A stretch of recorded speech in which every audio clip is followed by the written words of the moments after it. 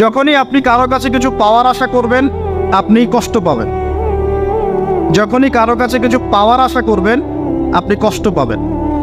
কারো কাছে এত বেশি পাওয়ার আশা করবেন না। কার কাছে পাওয়ার আশা করবেন? আল্লাহর কাছে, যে আমি এই কাজটা করছি, আল্লাহ আমাকে পুরস্কার দিবে ইনশাআল্লাহ। আমি আত্মীয়তার সম্পর্ক বজায় রাখছি কেন? আল্লাহর কাছে রিজিকে বরকতের আশায়, আল্লাহর সন্তুষ্টির জন্য। মনে রাখবেন প্রিয় ভাইয়েরা, আমল কবুল হওয়ার শর্ত মোটামুটি তিনটা। কয়টা? 1 নাম্বার, আমলগুলো হতে হবে আল্লাহর সন্তুষ্টির জন্য। 1। 2 নাম্বার, আমলটা হতে হবে রাসূলুল্লাহ সাল্লাল্লাহু আলাইহি ওয়াসাল্লামের পদ্ধতিতে, অন্য কারো পদ্ধতিতে নয়।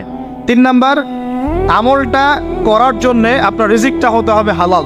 হারাম রিজিকের আমল আল্লাহর কাছে কবুল হয় না। আল্লাহ পাক আমাদের সবাইকে হালাল রিজিকের ব্যবস্থা করে দিন এবং রিজিকটাকে প্রশস্ত করুন, আমিন।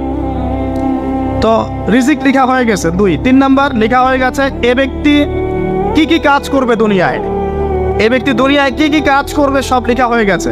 এখন যদি একটা চোর বলে যে আল্লাহ পাক আমার তাকদিরে লিখেছিলেন যে আমি চুরি করব, তাই আমি চুরি করেছি। এখন যদি একজন ধর্ষক বলে আল্লাহ আমার তাকদিরে লিখেছিল যে আমি ধর্ষণ করব, তাই ধর্ষণ করেছি।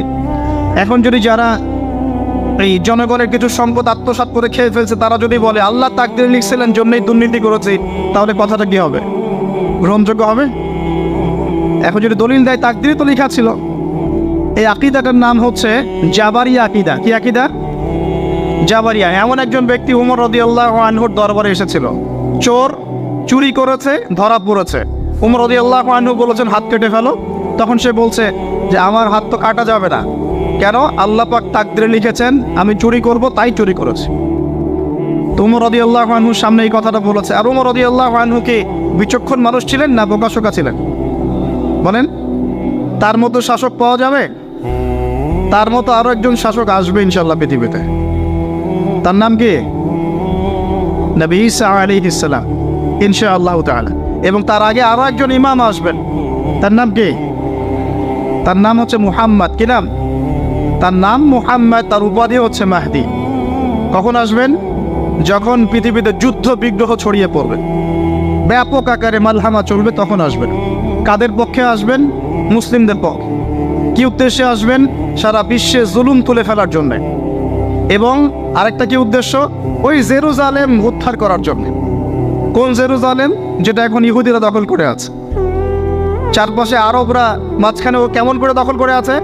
আরবদেরকে হাতের মুঠোয় নিয়ে নিয়েছে। এই কারণে মুনাফিকদের উপর টিকে আছে সে, এবং তার পশ্চিমা মিত্রদের উপর টিকে আছে। ঈসা আলাইহিস সালাম কেন আসবেন?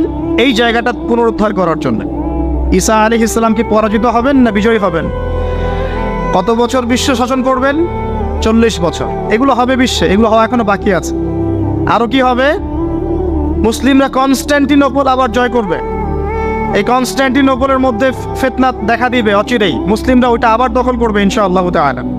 আরো কি হবে? বললাম ভূমিকম্পের বছরগুলো আসবে সামনে, এবং মুতায়নুন শাদীদ, মহামারীও আসবে। আরো কি? বড় বড় 3টা ভূমিকম্প বাকি আছে এখনো। আগে বলেছি লেকচারে, একটা পৃথিবীর পূর্বে, একটা পশ্চিমে, একটা মাঝখানে। এগুলো এখনো বাকি আছে। বিশ্বে অনেক কিছু হওয়া এখনো বাকি আছে। এখন যা দেখছি এগুলোই স্বপ্ন। এগুলো চলে যাবে, সময় কি হবে? চলে যাবে। আরো নতুন সময় আসবে ইনশাআল্লাহ তাআলা। আমাদের দায়িত্ব কি? আমাদের দায়িত্ব পরিস্থিতি বুঝে দিন ধরে রাখা, আমল করা এবং মানুষকে দিনের দিকে আহ্বান করা। আমরা যদি দায়িত্ব পালন না করি তাহলে কি হবে? আল্লাহ পাক আমাদেরকে সরিয়ে দিয়ে নতুন কওম নিয়ে আসবেন। আল্লাহ পাক সূরা মুহাম্মাদে বলেছেন ওয়া ইন তাতাওয়াল্লাউ, তোমরা যদি মুখ ফিরিয়ে নাও, ইয়াস্তাবদিল কওমান গায়রাকুম, আল্লাহ পাক নতুন কওমকে তোমাদের জায়গায় স্থলাভিষিক্ত করবেন। সুম্মা লা ইয়াকুনু আমসালাকুম, তারা তোমাদের মতো হবে না, মানে আমাদের মতো অপদার্থ হবে না। উম্মার বিজয়ের শর্ত কি?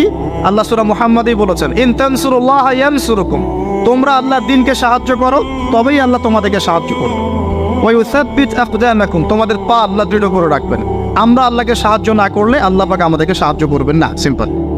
আল্লাহ পাক সূরা রাদের মধ্যে বলছেন ইন্নাল্লাহা লা ইউগাইয়িরু মা বিকওমিন হাত্তা ইউগাইয়িরু মা বিআনফুসিহিম, আল্লাহ পাক কোনো কওমের অবস্থা ততক্ষণ পরিবর্তন করেন না যতক্ষণ না সেই কওম তার নিজের অবস্থার পরিবর্তনের চেষ্টা করে।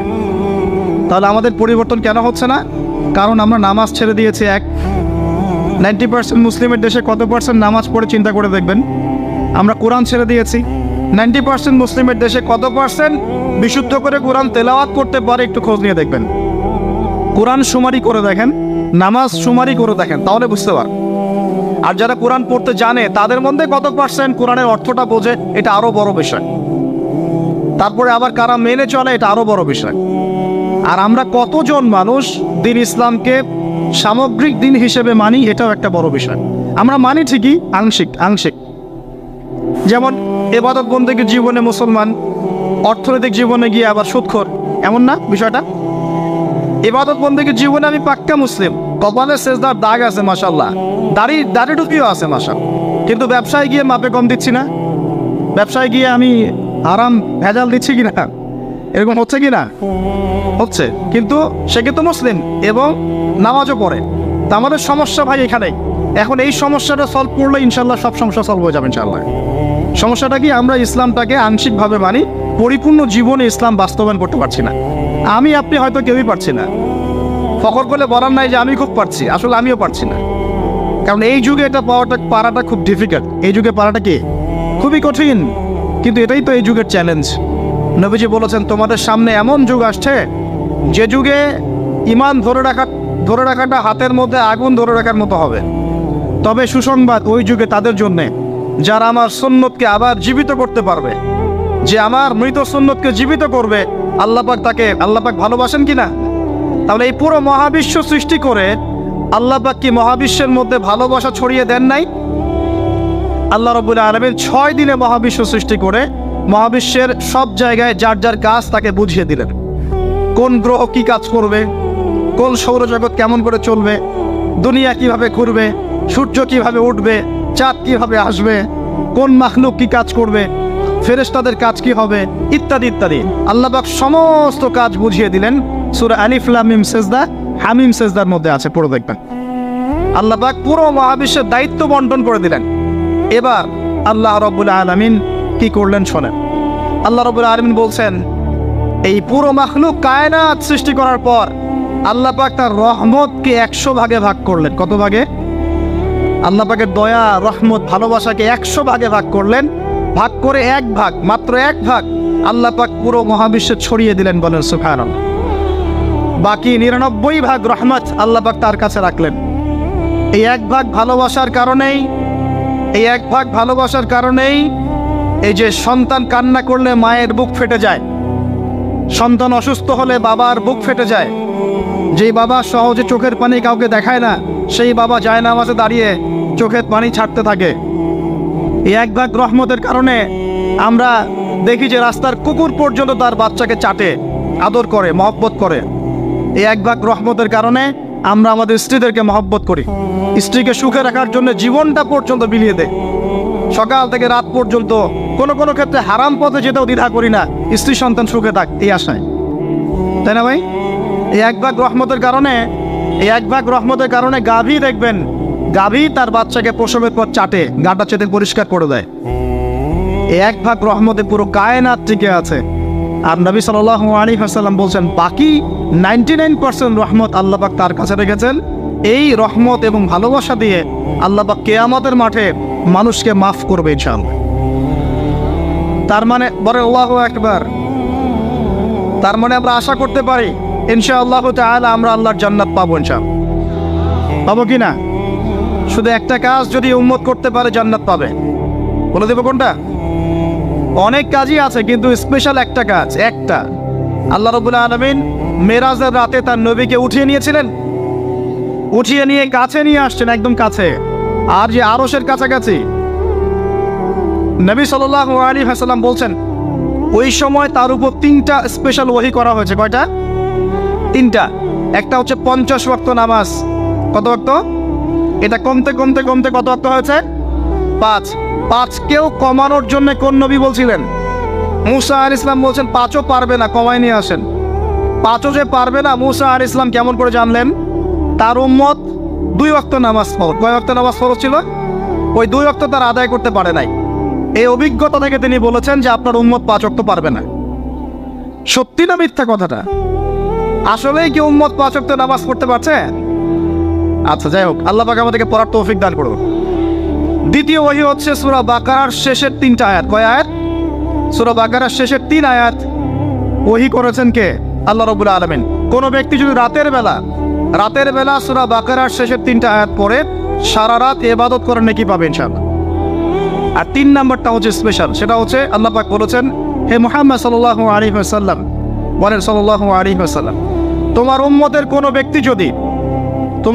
কোনো ব্যক্তি যদি আসমান জমিনের সমান গোনা নিয়ে আমার সামনে দাঁড়ায়, আসমান জমিন সমান গোনা নিয়ে আমার সামনে দাঁড়ায়, কিন্তু আমার সাথে শিরকের পাপ নাই, আমার সাথে কোনো শিরকের পাপ করে নাই, ইনশাআল্লাহ আমি আল্লাহ তার সামনে আসমান জমিন সমান ক্ষমা নিয়ে হাজির হব ইনশাআল্লাহ। তার মানে আমরা যদি ইনশাআল্লাহ তাআলা শিরকের পাপ থেকে দূরে থাকতে পারি, ইনশাআল্লাহ আশা করা যায় আমরা আল্লাহর সন্তুষ্টি পাবো ইনশাআল্লাহ। এরপর আল্লাহ রাব্বুল আলামিন কি করলেন? আল্লাহ রাব্বুল আলামিন পুরো মহাবিশ্ব সৃষ্টি করে সব দায়িত্ব ভাগ করে দিলেন। ভাগ করে দেওয়ার পরে আল্লাহ পাক জান্নাত জাহান্নাম সৃষ্টি করেছেন কিনা? আচ্ছা, জান্নাত এবং জাহান্নাম কার কার জন্য সৃষ্টি করেছেন বলেন? জিন আর মানুষ। আচ্ছা, এখন জান্নাতের চেয়ে কি শান্তির কোনো জায়গা আছে? আচ্ছা, এই জান্নাত কার জন্য সৃষ্টি করেছেন? জিন আর মানুষ। আচ্ছা, তাহলে আল্লাহ পাক মানব জাতিকে ভালোবাসেন কিনা? ভালোবাসেন কিনা? আপনি যখন কাউকে ভালোবাসবেন তাকে সবচেয়ে সুন্দর গিফট দিতে চাইবেন কিনা? তার জন্য সবচেয়ে ভালোটা কিনতে চাইবেন কিনা? আল্লাহ পাক জান্নাত তৈরি করেছেন কাদের জন্যে? আমাদের জন্য। তার মানে আল্লাহ পাক আমাদেরকে ভালোবাসেন কিনা? অবশ্যই বাসেন। আল্লাহ রাব্বুল আলামিন জাহান্নামও তো সৃষ্টি করেছেন। এখন যদি বলি যে তাহলে আল্লাহ পাক কি আমাদেরকে ভালোবাসেন না, জাহান্নামে কিভাবে দিবেন? উত্তরটা কি হবে তাহলে? উত্তর হচ্ছে এই যে যদি আল্লাহ না করুক কোনো ব্যক্তি জাহান্নামে যায়, তাহলে বুঝতে হবে সেই ব্যক্তি জাহান্নামে যাওয়ার যোগ্য ছিল বলেই জাহান্নামে গিয়েছে। কথা কি বুঝতে পারছেন? আর যদি কোনো ব্যক্তি জান্নাতে যায়, তাহলে বুঝতে হবে সেই ব্যক্তির উপর আল্লাহ পাক দয়া করেছেন বলেই সে জান্নাতে গিয়েছে। মানুষ তার আমল দিয়ে জান্নাতে যেতে পারবে না, আল্লাহর দয়া অনুগ্রহ দিয়ে জান্নাতে যাবে ইনশাআল্লাহ তাআলা। আল্লাহ পাক আমাদের সবাইকে সেই দয়া অর্জন করার তৌফিক দান করুন। সামনে রহমত পাওয়ার একটা সুবর্ণ সুযোগ আসছে, সেটা হলো রমজান মাস। কি মাস? রমজান মাস। আমরা দোয়া করি আল্লাহ পাক আমাদের সবাইকে সুস্থতার সাথে রমজানের সবগুলো রোজা রাখার তৌফিক দান করুন। নবীজি বলেছেন, এই মাসে যে ইবাদত করে তার গুনাহ মাফ করাতে পারলো না, তার জন্য ধ্বংস। বলে নাউজুবিল্লাহ। আমরা তো রমজান আসার আগে দুনিয়াবি প্ল্যান করছি, রমজানে কিভাবে ব্যবসায় উন্নতি করব, রমজানে কিভাবে বেশি লাভ করব। হ্যাঁ, তো রমজান মাস হচ্ছে ইবাদতের মৌসুম।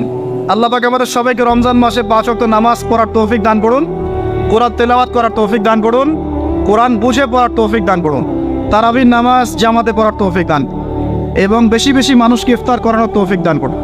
যাদের যাকাত ফরজ হয়েছে যাকাত দিচ্ছেন না, আল্লাহর ওয়াস্তে রমজান মাসে যাকাত দিয়ে দিবেন ইনশাআল্লাহ। আর আমি কিন্তু আগেই বলেছি, রমজান মাসে ভাই দ্রব্যমূল্যের দাম কিন্তু খুব চড়া ওঠানামা করবে। অতএব যাদের সামর্থ্য কম তাদের ঘরে ইফতার পৌঁছে দেওয়ার দায়িত্ব কার? যা আমাদের। যাদের সামর্থ্য আছে তারা, যারা সামর্থ্যবান নয় তাদের ঘরে ঘরে মাসের বাজার পৌঁছে দেবেন ইনশাআল্লাহ তাআলা। আল্লাহ পাক তৌফিক এনায়েত করুন বলি আমিন। এবার দেখেন, আল্লাহ পাক সৃষ্টি করলেন আদম আলাইহিস সালামকে। কাকে? এর আগে আল্লাহ পাক জিন জাতি সৃষ্টি করেছেন, আমি ওইদিকে যাচ্ছি না, আমি মানুষের কথা বলছি। আদম আলাইহিস সালামকে আল্লাহ পাক কেমন করে সৃষ্টি করেছেন? আল্লাহ পাক সূরা সাদের মধ্যে বলেছেন যে খলাকতু বিয়াদাই, আমি আদমকে আমার হাত দিয়ে সৃষ্টি করেছি। কি দিয়ে? হাত দিয়ে। এটা কি ভালোবাসা বহিঃ প্রকাশ নয়? কিছু যুবক আল্লাহর কাছে দোয়া করেছিল। কি দোয়া করেছিল?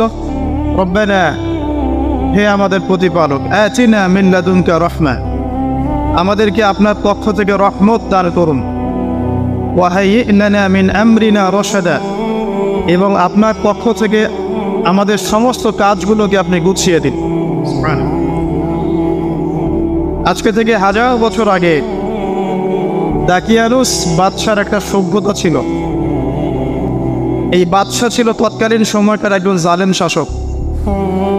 সে তার রাজ্যে শিরক প্রতিষ্ঠা করেছিল, আল্লাহ রাব্বুল আলামিনের তাওহীদকে উঠিয়ে দিয়েছিল।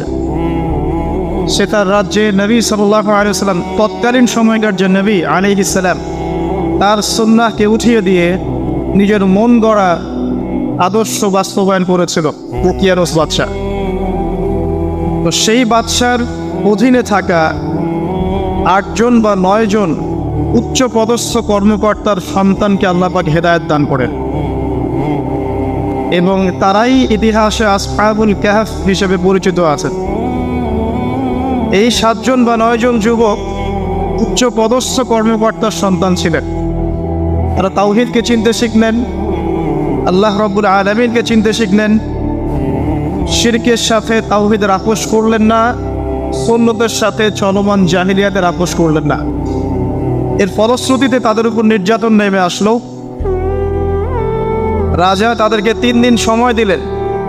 3 দিনের মধ্যে যদি তোমরা তোমাদের ধর্ম ত্যাগ না করেছ, তাহলে তোমাদেরকে মৃত্যুদণ্ড দেওয়া হবে।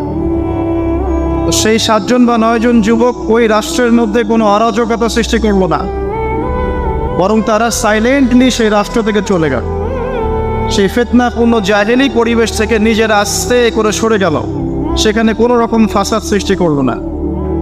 যাওয়ার সময় তারা একটা কুকুরকে সাথে নিয়েছিল, যেই কুকুর বছরের পর বছর তাদেরকে পাহারা দিয়েছে গুহার মধ্যে।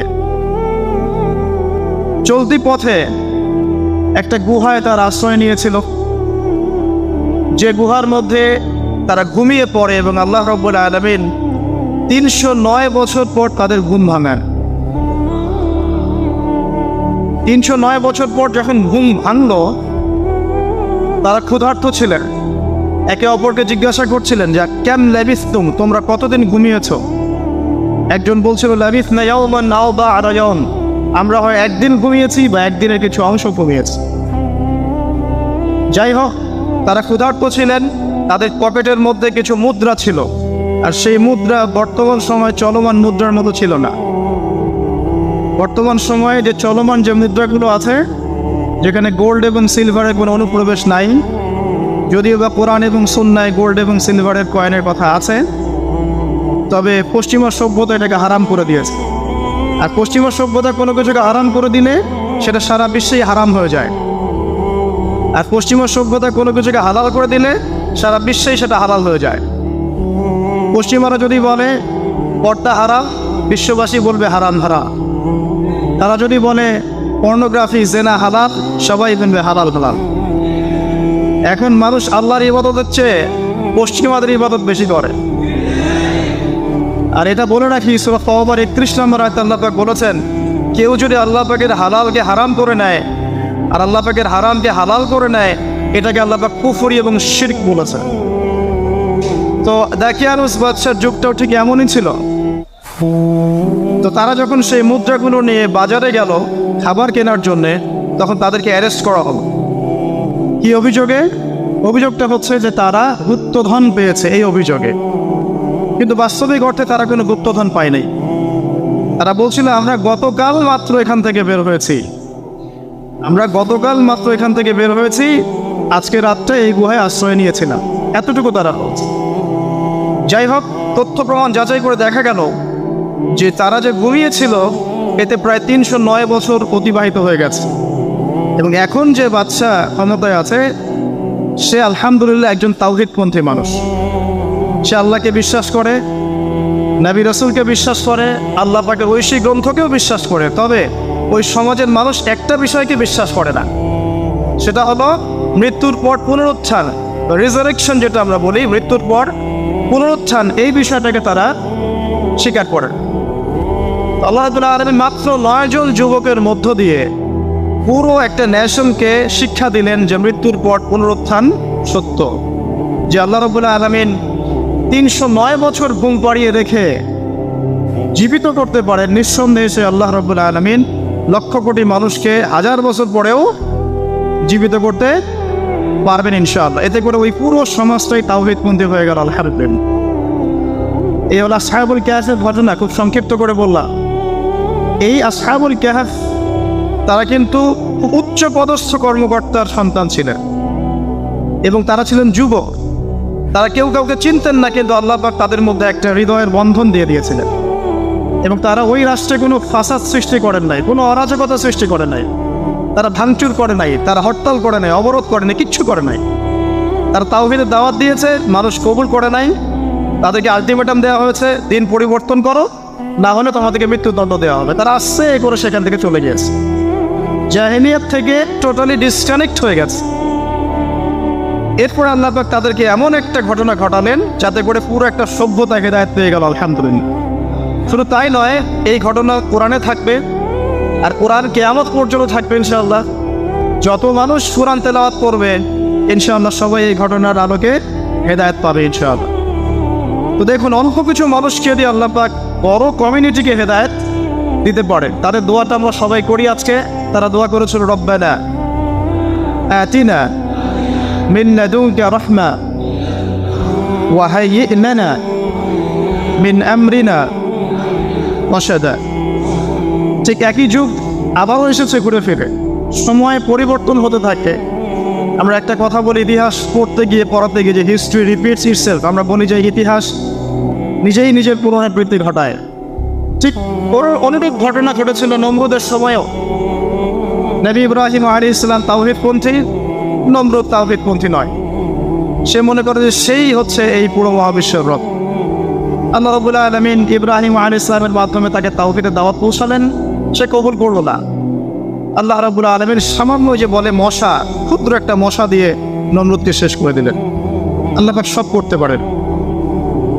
ইতিহাস এভাবেই পুনরাবৃত্তি ঘটিয়েছে আদ এবং সামুদ জাতির ক্ষেত্রেও। আদ জাতির লোকের অনেক লম্বা লম্বা ছিল, ফিজিক্যালি অনেক স্ট্রংলি বিল্ড। তারা পাহাড় কেটে বাড়িঘর নির্মাণ করত। সামুদ জাতীয় ঠিক এরকমই ছিল, তারা পাহাড় পর্বত কেটে বাড়ি নির্মাণ করত। আল্লাহ রাব্বুল আলামিন হুদ আলাইহিস সালামকে পাঠালেন, সালিহ আলাইহিস সালামকে পাঠালেন দাওয়াত দেওয়ার জন্য।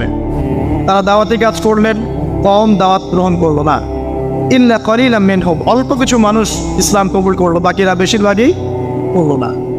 আল্লাহ রাব্বুল আলামিন এই বিশাল কওমটাকে, যারা বলতো মান আশাদ্দু মিন্না কুওয়া, আমাদের চেয়ে শক্তিশালী আর কে আছে, তারা এই কথা বলতো। কোরআনে কথা বলছে, কোরআন বলছে, তারা বলতো মান আশাদ্দু মিন্না কুওয়া, আমাদের চেয়ে শক্তিশালী আর কে আছে। এখন এই স্লোগানগুলো আমরা ওয়ার্ল্ড অ্যাফেয়ার্স ঘাটলে দেখতে পারি না? বিভিন্ন পরাশক্তি বলছে আমাদের চেয়ে শ্রেষ্ঠ আর শক্তিশালী কে আছে। এই কথাটাই বলেছিল আদ এবং সামুদ জাতি।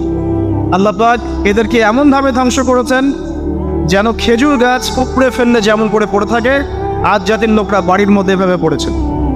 মাত্র 6 দিন এবং 7 রাতের মধ্যে আল্লাহ পাক আদ জাতিকে ধ্বংস করেছে। আর সামুদ জাতিকে আল্লাহ পাক ধ্বংস করেছেন বজ্রপাত দিয়ে, প্রচণ্ড বজ্রপাত দিয়ে, মুহূর্তে একটা কম শেষ। আল্লাহ পাক সব করতে পারেন। ইতিহাস এভাবেই পুনরাবৃত্তি ঘটিয়েছে। ফেরাউনের যুগে চলে যান, মূসা আলাইহিস সালাম একই দাওয়াত দিয়েছেন আল্লাহ রাব্বুল আলামিন। আল্লাহ পাকের পক্ষ থেকে তাওহীদ দিয়ে তিনি ফেরাউনকে দাওয়াত দিয়েছেন যে লা ইলাহা ইল্লাল্লাহ, আল্লাহ ছাড়া কোনো ইলাহ নাই। আল্লাহ রাব্বুল আলামিন চিরঞ্জীব, চিরস্থায়ী, তার কাছে আত্মসমর্পণ করো। ফেরাউন বলেছিল আনা রাব্বুকুমুল আ'লা, আমি তোমাদের মহান রব। নাউযুবিল্লাহ। সে বলেছিল মা উরিকুম ইল্লা মা আরা, আমি যা ভালো মনে করি তাই তো তোমাদেরকে বলি। ওয়া মা আহদিকুম ইল্লা সাবিলার রাশাদ, এবং আমি তোমাদেরকে শুধু সৎপথ দেখাই। ফেরাউন এই কথা বলেছে। সে বলেছিল যে মা আলিমতু লাকুম মিন ইলাহিন গায়রি, আমি তো জানি না যে আমি ছাড়া তোমাদের কোনো ইলাহ আছে। আল্লাহ রাব্বুল আলামিন সবর করেছেন, সময় দিয়েছেন, একটার পর একটা গজব দিয়েছেন। কখনো উকুন নাজিল করেছেন, কখনো রক্ত নাজিল করেছেন, কখনো প্লেগ, কখনো ব্যাং, কখনো ফড়িং, এরকম করে 9টা আযাব আল্লাহ পাক ফেরাউনকে দিয়েছেন, তার কওমকে দিয়েছেন। সর্বশেষ আল্লাহ রাব্বুল আলামিন লোহিত সাগরে সদল বলে ফেরাউনকে ডুবিয়ে মেরেছেন। ডুবে মরার সময় ফেরাউন বলেছিল যে আমানতু বিরব্বি হারুন ওয়া মূসা, আমি এখন হারুন এবং মূসার রবের প্রতি ঈমান আনলাম। ডুবে মরার সময় ফেরাউন এই কথাটা বলেছিল। তখন আল্লাহ রাব্বুল আলামিন বলেছেন আলান, এখন ওয়াকাদ আসাইতা মিন ক্বাবল, এর পূর্বে তুমি বিরুদ্ধাচরণ করেছো। আল ইয়াউমা নুনাজ্জিকা বিবাদানিক, আজকে আমি তোমার বাদান মানে তোমার দেহটাকে সংরক্ষণ করব, প্রিজার্ভ করব। কি জন্য প্রিজার্ভ করবেন? মিউজিয়ামে রেখে দেওয়ার জন্য? মিশরের মিউজিয়ামে রেখে দেওয়ার জন্য? কি কারণে প্রিজার্ভ? লিতাকুনা লিমান খালফাকা আয়া, তোমার পরবর্তীতে যারা আসবে পৃথিবীতে ওদের সবার জন্য তুমি নিদর্শন হয়ে থাকবে। এই কারণে তো ফেরাউনের পরে তো হাজার হাজার বছর চলে গেল, এবং এই হাজার বছরে আমরা দেখেছি আরো 1000টা ফেরাউন এসেছে পৃথিবীতে। তাদের সবার জন্য এই ফেরাউনের মমিটা ছিল কি? নিদর্শন। কে আল্লাহ নিদর্শনের পরোয়া করে? আল্লাহ পাকে নিদর্শনের কে পরোয়া করে? আমাদের কনসেপ্ট এখন এমন, ইন হিয়া ইল্লা হায়াতুনা দুনিয়া, এই দুনিয়ার জীবনটাই আমাদের হায়াত। নামুতু ওয়া নাহইয়া, আমরা এখানেই বাঁচি, এখানেই মরি। ওয়া মা নাহনু বিমাবউসিন, আর আমাদেরকে পুনরুত্থিত করা হবে না। কোনো মানুষ যদি পরকালীন কনসেপ্ট লালন করে চলে, সেই মানুষ কি বেনামাজি থাকতে পারে কিনা? সেই মানুষ কি যাকাত না দিয়ে থাকতে পারে কিনা? যে মানুষ পরকালে বিশ্বাস করে যে আল্লাহর সামনে আমাকে দাঁড়াতে হবে একা একাই, আমার ইমাম, আমার পীর, আমার অমুক, আমার তমুক নেতা নেত্রী কেউ আমার সাথে যাবে না, আমাকে একা আমার আল্লাহর সামনে দাঁড়িয়ে হিসাব দিতে হবে, এই কথা যে চিন্তা করে, সে কি নামাজ না পড়ে থাকতে পারে কিনা? সে কি যাকাত না দিয়ে থাকতে পারে কিনা? সে কি দুর্নীতি করতে পারে কিনা? মানুষকে ঠকাতে পারে কিনা? সে কি সুদ খেতে পারে, ঘুষ খেতে পারে? সে কি জেনা করতে পারে? সে কি কাপড় খুলে দিয়ে উন্মুক্ত হয়ে করতে পারে কিনা? এখন তো উন্মুক্ত হওয়ার সংস্কৃতি চলছে নাকি?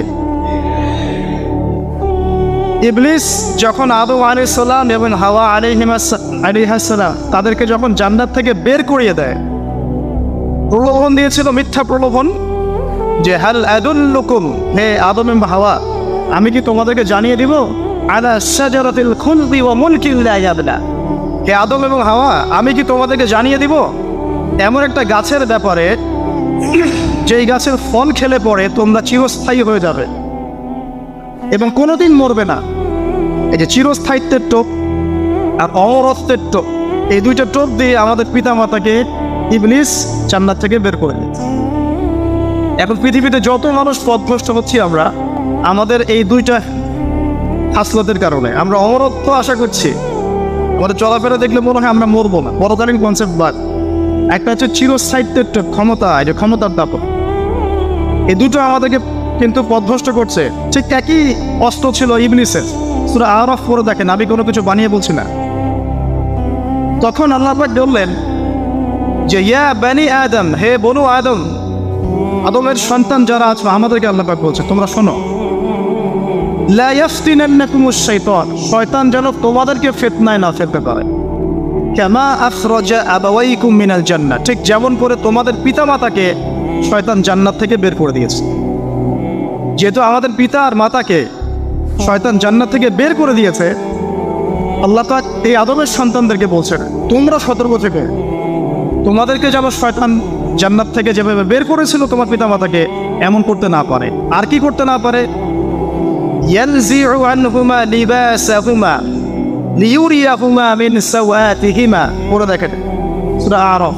আল্লাহ বলছেন মনে রেখো আদমের সন্তানরা, ইবলিস কিন্তু শুধু তোমার পিতা মাতাকে জান্নাত থেকে বের করেই দেয় নাই, বরং গাছের কাছে নিয়ে গিয়েছিল, ফল খাওয়ার সাথে সাথেই তাদের গায়ের পোশাক খুলে পড়ে গিয়েছে। তাহলে আমাদের পিতা মাতাকে জান্নাতে নগ্ন করে দিয়েছিল কে? সেই কথা আল্লাহ পাক বলছেন আদম সন্তানদেরকে তোমরা সতর্ক থেকো, তোমাদেরকে যেন ইবলিস নগ্ন করতে না পারে, ঠিক যেমন করে তোমাদের পিতা মাতাকে করেছে। তাহলে এখন যে পুরো বিশ্ব জুড়ে নগ্নতার যে সংস্কৃতি চলছে এরা কার এজেন্ডা বাস্তবায়ন করছে বুঝতে পারছেন? কোরআন পড়ে পৃথিবীতে যত সভ্যতা চলে গেছে, ব্যাবিলনের সভ্যতা, চাইনিজদের সভ্যতা, তারপরে যে আমাদের মাও সেতুং, ইতালির মুসোলিনি, এদিকে জ্যাপল সার্তে, এদিকে আপনার ফিডেল ক্যাস্ট্রোর কথা বলেন, ওই পশ্চিমা সভ্যতা বাদ দিয়ে যত বড় বড় সভ্যতা রিনাউন্ড, সবার পোশাক ছিল শালীন। আমি চ্যালেঞ্জ করলাম, বুঝে দেখেন চাইনিজদের পোশাক দেখেন, আগেকার পোশাক, 1000 বছর আগের পোশাক, শালীন পোশাক। তারা কিন্তু মুসলিম ছিলেন না। আপনি এই ব্যাবিলনের সভ্যতা দেখেন, ব্যাবিলনের সভ্যতা অনেক প্রাচীন না? এই সভ্যতার পোশাক দেখবেন এটা অশালীন পোশাক ছিল না। এমনকি আইয়ামে জাহিলিয়াত যেটা আমরা বলি, নবী সাল্লাল্লাহু আলাইহি ওয়াসাল্লাম যখন জন্ম নেন তার আগের সময়টা, ওই সময়ে যে মানুষ জেনা করতো, মেয়েকে যে কন্যা সন্তানকে জীবিত দাফন করতো, তারপরেও ওদের পোশাক শালীন ছিল। হঠাৎ করে বিশ্বে একটা সভ্যতা আসলো পশ্চিম থেকে, তারা বলতো যে পোশাক শর্ট হতে হতে হতে হতে এক পর্যায়ে বিকিনি পরে করা শুরু, এবং এখন ওরা সারা বিশ্বে ওটা ছড়িয়ে দিচ্ছে, আমরা সবাই ওটাকে গ্রহণ করছে। আবার বলছি 1000 বছরের সাথে। এখন দেখেন আল্লাহ পাক কি বলছেন, ওয়াইদা ফাআলু ফাহিশাতান, ওই সূরার মধ্যে আছে, যখন তারা কোনো ফাহেসা কাজ করে তারা বলে, তারা বলে ওয়াজাদনা আলাইহা আবানা, আমরা এগুলো আমাদের বাপ দাদাদেরকে দেখেছি করতে। যখন তারা কোনো ফাহেসা কাজ করে তারা বলে, অশ্লীল কাজ করলে বলে আমরা এগুলো দেখেছি বাপ দাদা পিতৃপুরুষ থেকে করে আসছি। আল্লাহু আমারানা বিহা, আল্লাহ আমাদেরকে আদেশ করেছেন। আল্লাহ বলেছেন কুল ইন্নাল্লাহা লা ইয়া'মুরু বিল ফাহশা, আল্লাহ পাক কখনো অশ্লীল কাজের আদেশ করতে পারেন না। আতাকুলুনা আলাল্লাহি মা লা তা'লামুন, তোমরা কি আল্লাহ সম্পর্কে এমন কথা বলছো যে কথা তোমরা জানো না? আল্লাহ কিসের আদেশ করেন? আল্লাহ বলছেন কুল আমারা রাব্বি বিল কিসত, নবী বলে দিন আল্লাহ পাক আদেশ করেন ন্যায়ের, ন্যায় বিচারের আদেশ করেন। ওয়া আকিমু ওয়ুজুহাকুম ইনদা কুল্লি মসজিদ, এবং প্রত্যেক নামাজের ওয়াক্তে নিজের চেহারাটাকে একনিষ্ঠভাবে আল্লাহর দিকে ফেরাবে, এই আদেশ আল্লাহ পাক করেন। ওয়া আকিমু ওয়ুজুহাকুম ইনদা কুল্লি মসজিদ ওয়াদউহু মুখলিসিনা লাহুদ্দিন, এবং একনিষ্ঠভাবে তোমরা আল্লাহকে ডাকবে, দোয়া করবে, এই আদেশ আল্লাহ। আল্লাহ পাক কি অশ্লীল কাজের আদেশ করতে পারেন? ইতিহাস পড়ে দেখেন, আমি নিজে হিস্ট্রির ছাত্র, আপনি পড়ে দেখবেন, পুরো ঐতিহাসিক পটভূমি পড়ে দেখবেন, মানুষ এই ঊনবিংশ শতাব্দী আসার আগে এত অশ্লীল ছিল না। এখনকার বিশ্বে যত সমস্যা চলছে, কয়েকটা বলি, রিবা বা সুদ, জেনা বা উন্মুক্ত যৌনাচার, তারপরে বেপরদামি অশ্লীলতা, 4 নাম্বার আপনার মাদক, ঠিক আছে, 5 যে বড় মহামারী পর্নোগ্রাফি, যত বড় বড় মেজর সমস্যাগুলো চলছে যেগুলো ইয়াং জেনারেশনকে ধ্বংস করে দিচ্ছে, এগুলোর ম্যাক্সিমাম এসেছে কিন্তু পশ্চিম থেকে। খেয়াল করে দেখবেন, এগুলো কিন্তু বাংলাদেশ থেকে আসে নাই, আসছে ভারত থেকে আসছে, পাকিস্তান থেকে আসছে, সাবকন্টিনেন্ট থেকে আসে নাই, এগুলো দেখবেন একটা নির্দিষ্ট জায়গা থেকে আসছে। তো এই কারণে আমাদের সতর্ক দৃষ্টি রাখতে হবে যে বস্তুবাদী উন্নয়ন সব কিছু নয়। হ্যাঁ, আমরা জিডিপি বাড়ালাম, ইন্ডাস্ট্রিজ গড়লাম, মঙ্গলে চলে গেলাম, চাঁদে গেলাম, ওকে ফাইন, এগুলোর কেউ বিরোধিতা করবে না, এটা ভালো, নেশনকে এগিয়ে নিতে হবে, এটাই এডুকেট তারা এবং এডুকেটেই করতে হবে, কিন্তু নৈতিকতার বিসর্জন দিয়ে নয়। নৈতিকতার বিসর্জন দিয়ে ধর্ম থেকে দূরে চলে এসে নাস্তিকতায় বিশ্বাসী হয়ে আল্লাহকে বাদ দিয়ে, রাসূলকে বাদ দিয়ে এই বস্তুবাদী উন্নয়ন আমাদের পরকালকে বাঁচাতে পারবে না। তো পরকালকে বাঁচিয়ে রেখে আমার দুনিয়াকে উন্নয়ন করতে হবে, এবং দুনিয়ার উন্নয়নটা অবশ্যই জরুরি। সারা বিশ্ব যখন এগিয়ে যাচ্ছে, আমরা কেন পিছিয়ে থাকবো? আমি তো এটাও বলি যে এটা অনেক মাদ্রাসার লাইনে যারা আছেন তারা আমার সাথে একটু বিরোধিতা করেন এই বিষয়ে, কিন্তু আমি নিজেই বলি, বিশাল আগুন, এই আগুনটা মানব জাতিকে হাসরের মাঠের দিকে তাড়িয়ে নিয়ে যাবে। এই 10টা আলামত না আসা পর্যন্ত কিয়ামত হবে না। অতএব আপনি এখন রিল্যাক্সে নাকে তেল দিয়ে ঘুমান নাকি ভাই? এই 10টা আলামত না আসা পর্যন্ত কিয়ামত হচ্ছে না। তবে এই 10টা আলামত আসার পটভূমি কিন্তু তৈরি হয়ে যাচ্ছে, এটা আমাদের খেয়াল করতে হবে। আচ্ছা আসেন, এই যে শুআয়ব আলাইহিস সালামের কওমকে যে ভূমিকম্প দিয়ে ধ্বংস করা হলো, এই ভূমিকম্প কখন আসে? আল্লাহ পাক বলছেন তার রাসূলের মাধ্যমে, যখন সমাজের মধ্যে পাপ বেড়ে যাবে, অশ্লীলতা বেড়ে যাবে, মানুষ মাদককে হালাল মনে করা শুরু করবে, জেনাকে হালাল মনে করা শুরু করবে, এবং এই যে বেপরদামি বেড়ে যাবে, তখন সমাজের মধ্যে ভূমিকম্প দেখা দিবে, ভূমিধস দেখা দিবে। গান বাজনা, বাদ্যযন্ত্রকে মানুষ হালাল মনে করা শুরু করবে, তখন এগুলো আসবে। তো এগুলো কি আসার বাকি আছে? এখন কি মনে হচ্ছে? আল্লাহ পাক আমাদেরকে হেফাজত করুন, আমিন। বাঁচার উপায় কি? ওই যে বললাম, রব্বানা বলেন, আতিনা মিন লাদুনকা রাহমা ওয়া হাইয়্ লানা মিন আমরিনা রাশাদা। এভাবেই ইতিহাস নিজেকে পুনরাবৃত্তি ঘটিয়েছে। কওমে লূত, মনে আছে? লূত আলাইহিস সালামের কওম, ইব্রাহিম আলাইহিস সালামের ভাতিজা ছিলেন লূত আলাইহিস সালাম। তাকে আল্লাহ পাক একটা কওমকে দাওয়াত দেওয়ার জন্য পাঠালেন, যেই কওম এমন পাপ করছে যেই পাপ ইতিহাসে কেউ কখনো করে নাই। ওই কওমের আগ পর্যন্ত পৃথিবীতে কেউই এই পাপটা কখনো করে নাই। কি পাপ? কে বলতে পারবেন? সমকামিতা। কি পাপ? সমকামিতা। এখন তো অ্যাভেলেবল দেখছি আমরা, এখন আমরা অ্যাভেলেবল দেখছি না, ছেলে ছেলে বিয়ে করছে, মেয়ে মেয়ে বিয়ে করছে। এবং বড় বড় কান্ট্রিজ যেগুলো আছে, আমেরিকা, ব্রিটেন, অস্ট্রেলিয়া, কানাডা, সব জায়গায় এগুলো হালাল, এগুলো হালাল। স্বাধীনতা, বাক স্বাধীনতা। আপনি চাইলে একটা মেয়েকেও বিয়ে করতে পারেন, ছেলেকেও করতে পারেন। আবার কোরআনে বলেছে ছেলে ছেলে সমকামের কথা, কিন্তু এই যুগে এসে আমরা দেখছি মেয়ে মেয়েও সমকামে। সুবহানাল্লাহ। এবং এটা আমাদের দেশে ছড়িয়ে পড়ছে, এটা কিন্তু অ্যালার্মিং একটা বিষয়। আমরা সবাই বাইরে ভালো মানুষের মুখোশ ধরে আছে ঠিকই, কিন্তু ভিতরে ভিতরে সমাজ এগুলো চলছে। এগুলোকে যদি এখনই আমরা এটাকে ডিফেন্ড করতে না পারি, তাহলে কিন্তু সমস্যা। আগামীতে দেখা যাবে যে আমাদের পরিবারের মধ্যে এগুলো ঢুকে যাচ্ছে, নাউজুবিল্লাহ। তারপর জরিপ বলছে যে 20 থেকে 30 জন মানুষের মধ্যে একজন মনে করে যে সমকামিতা ভালো জিনিস বা এটা একটা স্বাধীনতা। আপনি কেমব্রিজ অক্সফোর্ডের ডিকশনারি ঘাটলে দেখবেন সেখানে আগে বলা হতো যে এটা একটা মানসিক রোগ। আপনি 10 বছর আগের ডাটা দেখেন আর 10 বছর পরের ডাটা দেখেন, এখন আপনাকে বলা হবে এটা একটা বাক স্বাধীনতা। আগে বলা হতো মানসিক রোগ। তো এই কম ছিল কওমে লূত, আল্লাহ পাক এদেরকে এমনভাবে ধ্বংস করেছেন যেভাবে পৃথিবীতে কোনো কওমকে আল্লাহ পাক ধ্বংস করেন, কাউকে না। কীভাবে? আল্লাহ পাক 2জন ফেরেশতা পাঠিয়েছিলেন, জিবরাইল আলাইহিস সালাম এবং মিকাইল আলাইহিস সালাম। তাদেরকে সুন্দর যুবকের আকৃতিতে পাঠিয়েছেন, সুন্দর সুন্দর যুবক। ধর্ষকের কোনো ধর্ম নাই, সে হিন্দু মুসলিম নাকি বৌদ্ধ খ্রিস্টান না আলেম জালেম, এগুলো ধর্ম দেখার সময় নাই। আল্লাহ পাক বলেছেন তার রাসূলের মাধ্যমে ধর্ষণ হলেই প্রকাশ্যে মৃত্যুদণ্ড দিয়ে দিবে, যেই হোক সে যেই হোক নাকি, ওর কোনো ধর্ম নাই। সে একজন আলেম দাড়িওয়ালা মানুষও যদি হয় তাকেও এই কাজ করতে হবে। তো চোরের কোনো ধর্ম আছে? ডাকাতের কোনো ধর্ম আছে? তো মিডিয়া আবার টেকনিক্যালি দেখবেন ওইটাকে হাইলাইট করবে বেশি, বিকজ এখানে একটা সুযোগ আছে ইসলামকে ডমিনেট করার জন্য। কিন্তু সেম ঘটনা কিন্তু অনেক বড় বড় সেকুলার প্রতিষ্ঠানে ঘটেছে, ওগুলো কিন্তু আমরা হাইলাইট করতে দেখি না। এটা আমরা বুঝি ইন্টেনশনটা কি। তবে এখানে একটা বিষয় ক্লিয়ার করতে হবে যে পাপী যেই করুক তাকেই শাস্তির আওতায় আনতে হবে। আল্লাহ পাক তৌফিক এনায়েত করুন বোঝার। এখন এমন একটা সময় চলছে বাচ্চারাও এগুলো থেকে নিরাপদ না। 5 বছরের মেয়ে, 7 বছরের মেয়ে, কয়দিন আগে দেখলাম যে 2 বছরের মেয়ে, নাউজুবিল্লাহ, তার সাথেও নাকি এরকম ঘটনা ঘটেছে, এবং উত্তরবঙ্গেরই ঘটনা এগুলা। আর এগুলো শহরের চেয়ে এখন গ্রামে বেশি হচ্ছে। কারণ কি জানেন, গ্রামে তো আগে মানুষ এই উন্মুক্ত পোশাক আশাক দেখতো না খুব বেশি। এখন যখন পর্ন চলে আসছে হাতে, বাসায় সব এগুলো দেখছে, তখন গ্রামে দেখবেন ধর্ষণ বাড়ছে না?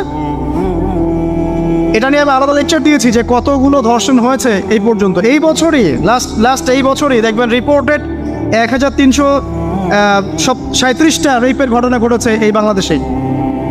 অ্যালার্মিং বিষয়। আর আমেরিকাতে প্রতি 6 জনে 1জন রেপ হয়, আর রেপের রাজধানী হচ্ছে সাউথ আফ্রিকা, ওখানে প্রতি 3 জনে 1জন রেপ হয়। তো এইগুলো কিভাবে হচ্ছে? Only because of pornography crime. এটা যদি এখনও বন্ধ করতে না পারা যায়, আগামী ভবিষ্যৎ খুব খারাপ হবে। যেখানে সেখানে মানুষ জেনা করবে, যাকে তাকে রেপ করবে, দেখে নিয়ে। বিকজ এটা ভিতর থেকে মানুষকে পশু বানিয়ে দিচ্ছে। আমরা জানি এর পিছনে একটা বড় ইন্ডাস্ট্রি কাজ করে, যারা সারা বিশ্বে প্রায় $98 বিলিয়ন ব্যবসা করে পর্ন দিয়ে। শুধু আমেরিকায় ব্যবসা করে $12 বিলিয়ন, সারা বিশ্বে $12 বিলিয়ন বোঝেন? $1 বিলিয়ন কত কোটি বোঝেন? $100 কোটি। বিশাল একটা ইন্ডাস্ট্রি আছে, এর পিছনে টাকা কাজ করে, টাকা, অনলি টাকা। আর এখানে যা দেখানো হয় সবই ফেক, এগুলো কোনোটাই সত্য না। এটা শুধু একটা অভিনয়, আর কিচ্ছু না। তো এটা দিয়ে পুরো স্পেশালি মুসলিম যুবকদের ভিতরে এমন একটা পশুত্ব ঢুকিয়ে দেওয়া হয়েছে যে জেনা, ধর্ষণ, বেয়াপন এগুলো বাড়তেই আছে দিন দিন। এটা না কমানো গেলে এবং আইনের সুশাসন নিশ্চিত করা না গেলে ধর্ষণ কমবে না, জেনা কমবে না, ইফটিজিও কমবে না, মেয়েদের অধিকার হওয়ার আদায় করা সম্ভব হবে না। এটা আমার মত। বাকিটা আপনারা ভেবে দেখেন, আপনারা অনেক বিজ্ঞ মানুষ আছেন, ভেবে দেখেন কি করলে এগুলো কমবে। যদি না ভাবি, আল্লাহ পাক কি করবেন জানেন? একটা হাদিস বলি খালি।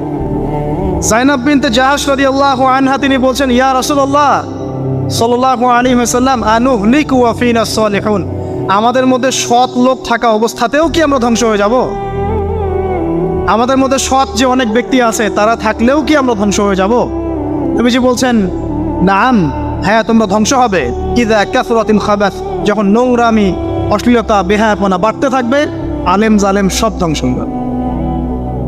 তা আমরা আমাদের স্বার্থেই কথাগুলো বলবো, কারণ আমরা যদি এগুলোকে প্রতিহত করতে না পারি তাহলে আমাদের বাড়িতেও এই ফিতনা ঢুকে আসবে না? আসবে। দেখে নিয়েন, আল্লাহ পাক বোঝার তৌফিক এনায়েত করুন, আমিন।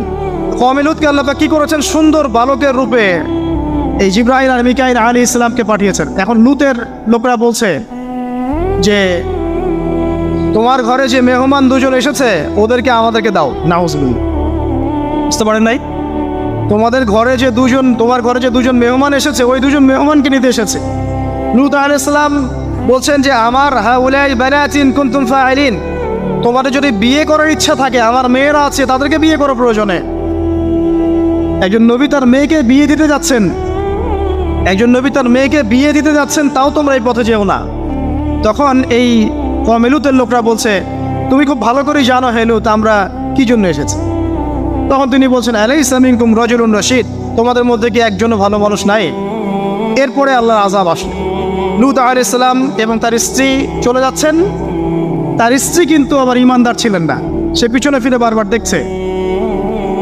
নূহ আলাইহিস সালামের স্ত্রী যেমন ইমানদার ছিলেন না, লূত আলাইহিস সালামের স্ত্রীও তেমনি ইমানদার ছিলেন না। নবীর স্ত্রী হওয়া সত্ত্বেও তারা কিন্তু জাহান্নামে যাবে, নাউযুবিল্লাহ। তো এই লূতকে ধ্বংস করলেন আল্লাহ পাক, কওমে লূতকে এভাবে ফেরেশতার পাখা দিয়ে ওই পুরো জায়গাটাকে উঠিয়ে নিয়ে মাটিতে আবার খসিয়ে দেওয়া হচ্ছে। এই জায়গাটা এখন নিদর্শন হয়ে আছে। জর্ডানের পাশে দেখবেন ওই যে ডেড সি, একটা মৃত সাগর আছে না, ওইটা ছিল সেই জায়গা। এখানে সাদুম গোত্র থাকতো, সাদুম, এই কওমের নাম ছিল সাদুম, এরা সমকামী ছিল। এখন আপনার জন্য আমার নসিহত হচ্ছে, নবী সাল্লাল্লাহু আলাইহি ওয়াসাল্লাম বলেছেন, আমি শেষ জামানায় আমার উম্মতের উপর কিছু বিষয় ভয় করি যে এগুলো আমার উম্মতের মধ্যে ঢুকে যাবে, আমি আশঙ্কা করে ঢুকে যাবে। কী কী বিষয়? এক নম্বর, যে আমি আশঙ্কা করি যে আমার উম্মতের মধ্যে মূর্তি পূজা ঢুকে যাবে, মুসলিম কিন্তু স্ট্যাচু ওয়ার্শিপ করবে। দুই, আমি আশঙ্কা করি আমার উম্মতের মধ্যে রিয়া ঢুকে যাবে। রিয়াটা কি? লোক দেখানো আমল। রিয়া কি? লোক দেখানো আমল। আমি আশঙ্কা করি যে আমার উম্মতের মধ্যে সমকামিতা ছড়িয়ে পড়ে নাই। এগুলো নবী সাল্লাল্লাহু আলাইহি ওয়াসাল্লাম আশঙ্কা ছিল, দেখেন সবগুলো এখন বাস্তব হয়ে গেছে। আল্লাহ রাব্বুল আলামিন এই সমকামিতার পাপ থেকে আমাদেরকে হেফাজত করুন। এভাবেই ইতিহাস রিপিট হয়েছে। আল্লাহ পাক এদেরকেও ধ্বংস করেছেন। এর আগে আল্লাহ পাক নূহ আলাইহিস সালামের কওমকেও ধ্বংস করেছেন। কি কারণে? তারা লাত, এই যে ইয়াগুস, ইয়াউক, নাসর, এরকম কিছু স্ট্যাচু ওয়ার্শিপ করত। এক পর্যায়ে আল্লাহ রাব্বুল আলামিন 950 বছর দাওয়াত দিয়েছেন নূহ আলাইহিস সালাম তার কওমকে। 950 বছর দাওয়াত দেওয়ার পরেও তার কওম যখন আল্লাহর আনুগত্য করলো না, আল্লাহ রাব্বুল আলামিন মহাপ্লাবন দিয়ে তাদেরকে ধ্বংস করে দিয়েছে। এভাবেই যুগে যুগে ইতিহাস রিপিট করেছে। আমাদের নবী মুহাম্মদ সাল্লাল্লাহু আলাইহি ওয়াসাল্লামের সময়ও এই হিস্ট্রিটাই ছিল। আবু জাহেল, আবু লাহাব, উতবা, শাইবা যারা ছিল, তারা মূলত সমাজটাকে দ্বিখণ্ডিত করে ফেলেছিল, খণ্ডে খণ্ডে ভাগ করে ফেলেছে।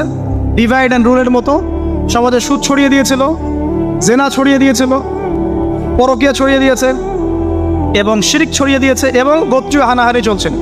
এরকম একটা অবস্থায় নবী সাল্লাল্লাহু আলাইহি ওয়াসাল্লাম ওই সমাজের মধ্যে আসেন নবী হিসেবে।